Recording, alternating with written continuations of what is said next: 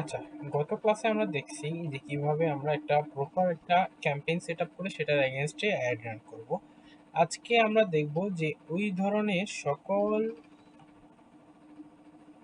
স্ট্র্যাটেজিটা follow করে আমরা add চালানোর পর আমাদের রেজাল্টটা কেমন আসে সেটা। এখন আমরা যেহেতু এটা এঙ্গেজমেন্ট ছিল, আমরা এঙ্গেজমেন্টটা দেখাবো।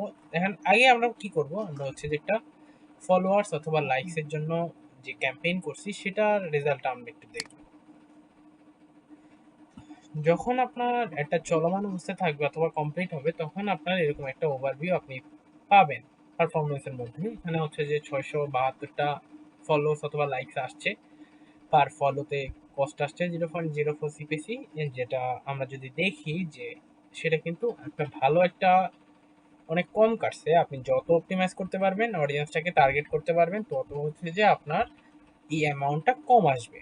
দেন হচ্ছে আমার টোটাল অ্যামাউন্ট স্পেন্ড হয়েছে 23.83 সেন্ট। অর্থাৎ আর এটাও খেয়াল করবেন, আমরা যখন এটা হচ্ছে যে আমার জাস্ট আমি এই জিনিসটা যদি আপনি নোটিস করেন সেক্ষেত্রে দেখবেন এখানে যে পরিমাণে ফলোটা আসে আসলে কিন্তু এর চেয়েও বেশি ফলোয়ার্স আপনি পেয়ে থাকবেন আপনার ওই পেজে। আমার দেখা মতে এখানে হচ্ছে যে সাপোজ 672টা ফলোয়ার্স আমি দেখতে পাচ্ছি অ্যাড হয়েছে এটার বিনিময়ে, বাট যদি আমি পেজটাকে অপটিমাইজ করি সেক্ষেত্রে কিন্তু এটার চেয়েও অনেক বেশি ফলোয়ার্স সেখানে অ্যাড হয়েছে। এটা অনেক সময় ফেসবুক অ্যালগোরিদম ধরতে পারে না, যারা প্রথমবার দুইবার তিনবার অ্যাড দেখার পর লাইক করে নাই, পরবর্তীতে ওইখানকার পোস্ট এমনিতেই তাদের কাছে যাবে। এখন ওইখান থেকে যদি ফলো আসে সেক্ষেত্রে ফেসবুক এটা অ্যালগোরিদম এটা ট্র্যাক করতে পারে না যে এটা কি আসলে অ্যাড থেকে আসছে নাকি ওখান থেকে আসছে, ধরে নেয় যে ওখান থেকে আসছে।